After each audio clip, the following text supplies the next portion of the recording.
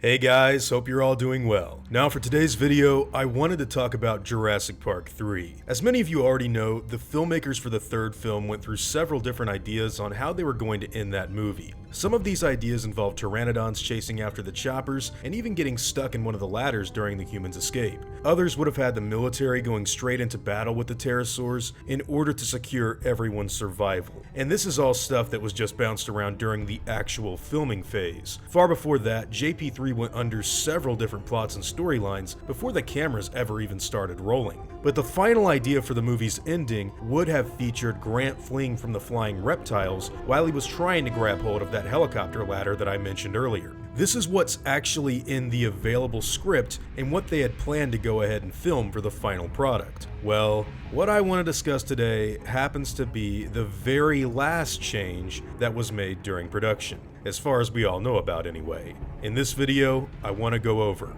the real reason Jurassic Park 3 had its ending changed.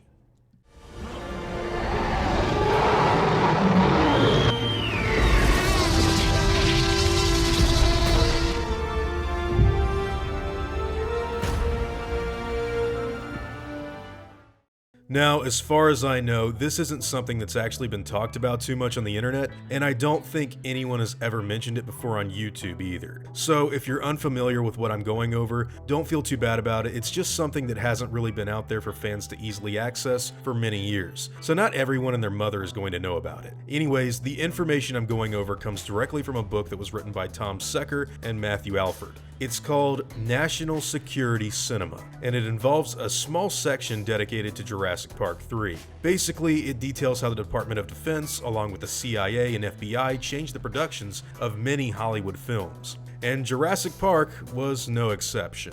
The following that I'm going to go over contains a small excerpt from it. The filmmakers of Jurassic Park 3 approached the Pentagon about borrowing some A-10 Thunderbolts for a scene where they would battle mid-air against a flock of pterosaurs.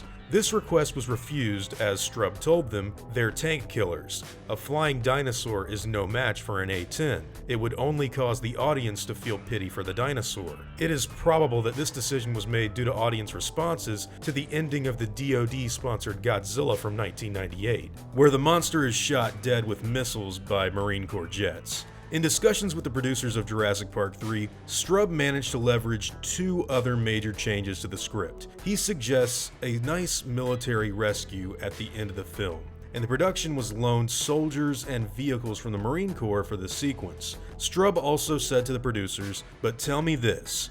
You've got this major running around the world with the authority that the president can only dream about. So if you don't care, would you change his character, make him like the president's science advisor or something like that? Just get him out of the uniform." And the filmmakers obliged.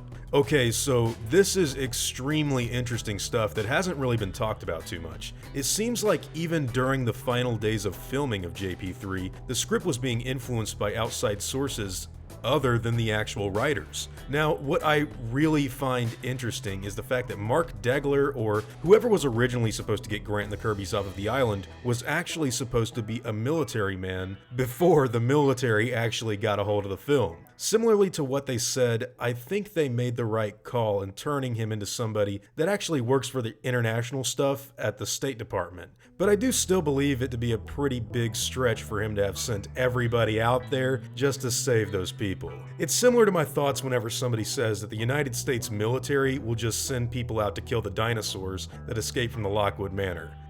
Like, no they won't. Do you have any idea how this stuff works? Even the US military in this book says that Mark Degler has more power than the president could ever dream of. But sometimes, this is just how films play out. That being said, it is really interesting to note that in changing Degler's character, they more than likely changed what they initially had planned with the Ellie Sattler scenes. All of which were filmed in one day, by the way. Some of this stuff might even explain why the Spinosaurus attack on the boat was interrupted a lot to include scenes of Barney and Charlie. All this stuff is connected, you know, and it isn't too hard for me to believe that a lot of it got shifted around. But yeah, factually speaking, what we know, originally, the plan was to have the military fight off and, I guess, kill the Pteranodons. That is, until the actual military stepped in.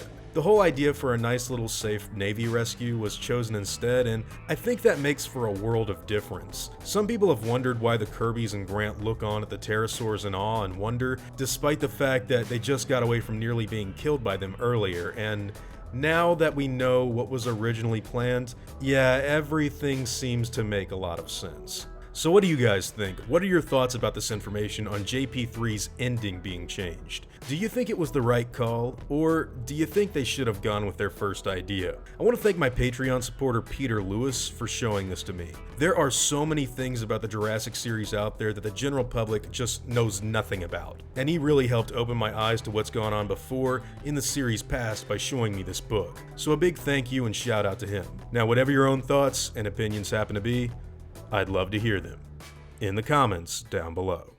Now before I go, I want to thank all of my game wardens like Killian Bodorov, Chris Martinez, Sam Bordis, Jarrett Austin, and Nick Cangalosi, Chrono, as well as all of my InGen executives like Ian Darsh, Michael Mangione, David L. Kissling, Frosty J, and Samuel David Smith. I'd also like to thank all of my park workers and InGen hunters as well. Andrew Campbell, Steven Severance, Liam Davis, Devin Pavlison, Game Apologist, Tyler Beck, Martin Will, Nathan Miller West, Odie, Aaron G, and Jimmy Schultz. It seriously means the world to me that all of you guys just simply watched these videos, and I want to thank each and every one of you for your incredible support. Now I'd like to thank all of you guys for watching today's video and hope that you all enjoy today's content. If you feel like I deserve it, I'd appreciate the like and hope that you'll consider subscribing if you're interested in hearing from me again. See you all in the next video, guys, and as always, take it easy.